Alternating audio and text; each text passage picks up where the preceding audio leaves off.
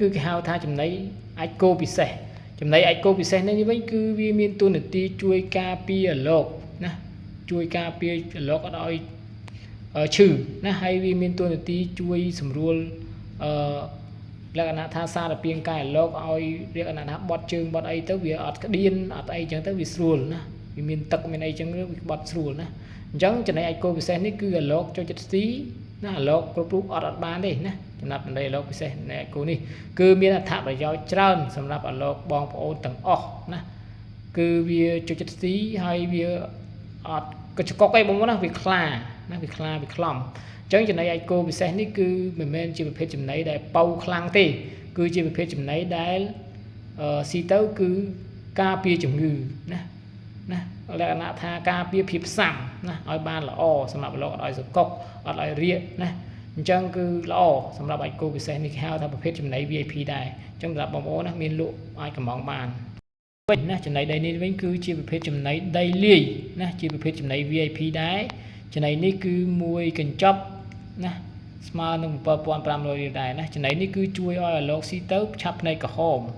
ណាជំនួយកម្លាំងអាឡូកណាឲ្យអាឡូកដែលមិនហ៊ានវាហ៊ានជាងមុនណាហើយវាអាសាបសាលងាវញឹកជាងមុនណាសម្រាប់អាឡូកដែលអត់ឡើងអត់សូវលងាវអត់សូវអីហ្នឹង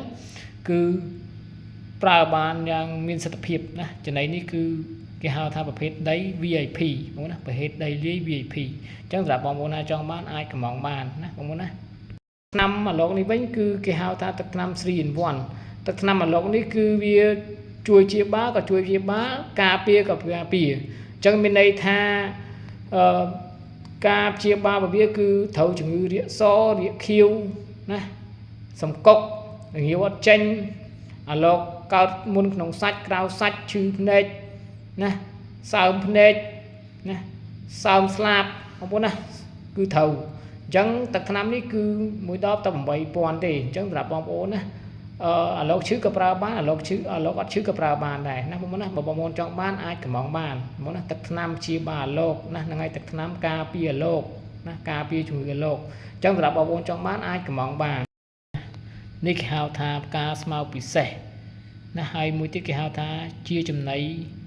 លាយពិសេស VIP បងប្អូនណាចំណីការស្មៅពិសេសលាយ VIP នេះគឺជួយឲ្យអាឡូកស៊ីទៅស៊ីជាងមុនជាងចំណីធម្មតាស៊ីច្រើនជាងចំណីធម្មតាណាហើយស៊ីហើយចាប់បានទឹកគឺចាប់ដើមនឹងងាវបខ្លាំងបច្រើនណាអាសាជាងមុនអញ្ចឹងចំណីនេះគឺខ្ញុំលក់ណា1គីឡូគឺ 15,000 អញ្ចឹងសម្រាប់បងប្អូនណាចង់បានអាចកំងបានណានេះគេហៅថាប្រភេទការស្មៅលាយពិសេស VIP អញ្ចឹងបងប្អូនណាត្រូវការមួយកញ្ចប់ស្មើនឹង 7,500 រៀលណាមួយកញ្ចប់ស្មើនឹងកន្លះគីឡូអញ្ចឹងសម្រាប់បងប្អូនណាត្រូវការអាចកំងបាន